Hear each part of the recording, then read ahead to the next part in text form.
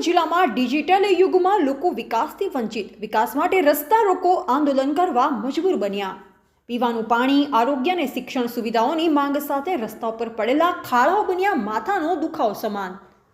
મહારાષ્ટ્ર સરકારની નીતિઓથી અને નાસિક જિલ્લાના વહીવટી તંત્રની ગોકળગાયની ધીમી ગતિથી વિકાસકીય કામો ન થતા કંટાળીને સ્થાનિક લોકોએ પોતાની માંગણી સ્વીકારવા માટે રાજ્ય માર્ગ બોરગાંવ સુરગાણાના લાળગાંવ ચોકડી પાસે રસ્તા રોકો આંદોલન ઇન્દ્રજીત ગાવિત સામાજિક કાર્યકર તેમજ જિલ્લા અધ્યક્ષ ડીવાયએફઆઈના અધ્યક્ષ સ્થાને કરવામાં આવ્યો।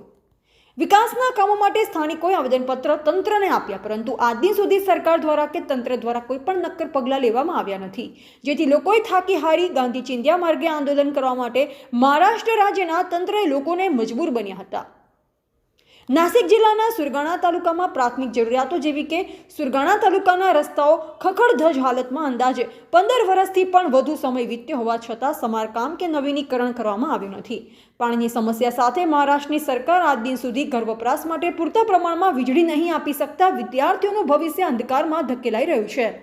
નથી સારા ઓરડા કે નથી ડિજિટલ શિક્ષણ, અંતે સ્થાનિકો અકળાઈને ગાંધી ચિંધ્યા માર્ગે આંદોલન કરવા તંત્રએ મજબૂર કર્યા છે। આંદોલનકારી 108 એમ્બ્યુલન્સ બીમાર વ્યક્તિ તથા ગર્ભવતી મહિલાઓને આંદોલન વખતે રસ્તા પરથી પસાર થવા દીધા હતા। જ્યાં સુધી પ્રાથમિક જરૂરિયાતની માંગણીઓ તંત્ર દ્વારા સ્વીકારવામાં ન આવે તો તારીખ 1/1/2024ના રોજ કડવન ખાતે આમરણ ઉપવાસનું આયોજન કરવામાં આવ્યું છે। રિપોર્ટર દીર્ઘન બંગાળ, ग्रामीण टुडे न्यूज।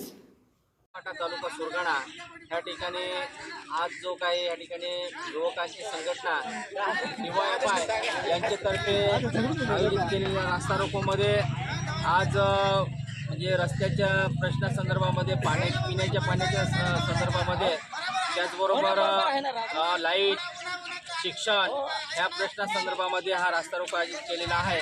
रखडलेली कामे ह्या ठिकाणी चांगली व्हावीत, जे खराब रस्ते आहेत ते ह्या ठिकाणी चांगल्या पद्धतीचे झाले पाहिजेत, म्हणून हा रास्ता रोको आयोजित केलेला आहे। વધુ સમાચારો માટે જોતા રહો ગ્રામીણ ટુડે ન્યૂઝ। ગ્રામીણ ટુડે ન્યૂઝને લાઇક, શેર અને સબસ્ક્રાઇબ કરો।